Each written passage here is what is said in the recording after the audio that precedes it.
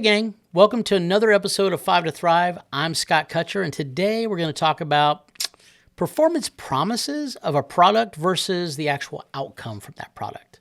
So in our industry, we deal with a lot of different people, from production managers to the C-suite individuals to the actual purchasing agents, right? The problem is they all three want something different. They overlap. There are some similarities, but really they're motivated by different things. The purchasing agent just wants to get a great deal to help save the company money and meet the goals of the C-suite, which is to make more money, to have better margins, to be able to grow the company, to have the resources to do that requires great pricing.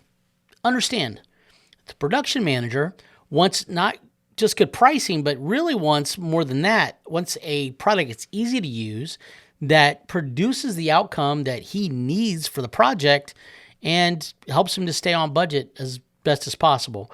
That includes labor. So, story time. One of my favorite stories is when I was an LED specialist. I was traveling all over the United States, kind of like what I am now. And I ran into this great sign company. And the guys were super smart, a lot of fun. I had a good time talking to them and learning about their business. But in that process, I kept hearing, but we get such a great deal on this particular light engine. We get a really good or module. We get a great price on this. We get a great price on that. And if I need to, I can just simply add some more. Okay, but if you're always adding more to get the outcome you want, is it really a deal? I know I tend to be harping on this, but I'm just amazed at how much margin that we leave on the table as a company. And then we shortcut areas like training our people or hiring a little better quality individual to do certain, high functioning jobs that help move the needle and help serve our customers better.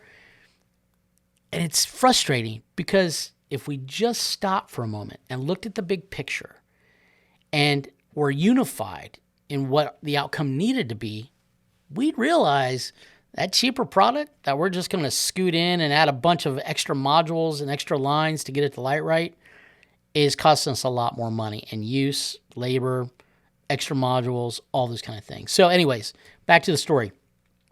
Talking to him, I said, you know what, would you mind showing me, a layout of one? So he gets out of his desk, boom, pulls it out, says, here's a layout of one of the projects we're doing right now with some channel letters. And, it's 2 rows and, it's a 12-inch stroke and blah, blah, blah. I'm like, okay, can I see it now? What do you mean? I would love to actually see it. Is it being produced? He's like, as a matter of fact, it is being produced. I said, great, let's go take a look at it. So we walk out into a shop, walk up to the set of channel letters, and there's 3 rows in there. And they're scooted in a lot, like almost on top of each other. Very little wiring between each module. And just being a sign maker myself, I looked down and said, that doesn't look like the layout. And he goes, no, it doesn't. I said, maybe we should ask someone why it looks like that.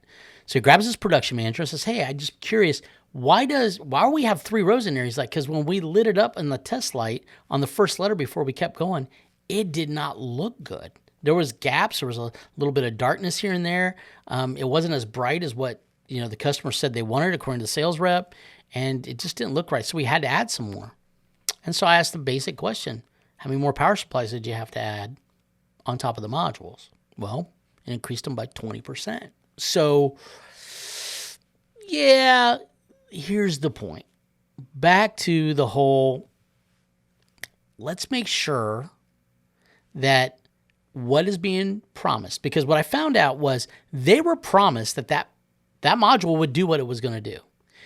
The guy didn't come in and say, hey, let's get a bag out, let's light some up, let's test it, let's make sure it's going to give you the output that you need. He didn't take a consultative approach, which is pretty much at my core and the core of any great sales rep that I know in our industry, or any industry for that matter. Instead, he promised all this and a bag of chips, and it didn't perform that way. So let's be careful out there when you get the promise, especially when you're dealing with someone else's brand, trying to make them look good visually. Let's make sure it meets the expectations. Take a moment. If you've got the right companies, the right distribution reps and the right manufacturers reps and the right tech support people like myself, take a moment and say, can you help me with a prototype? Especially if you're using a new product. test it out, really have a real dialogue about it, and let's find the right solution for your application. So that's this week's 5 to Thrive, and until next time, sign on.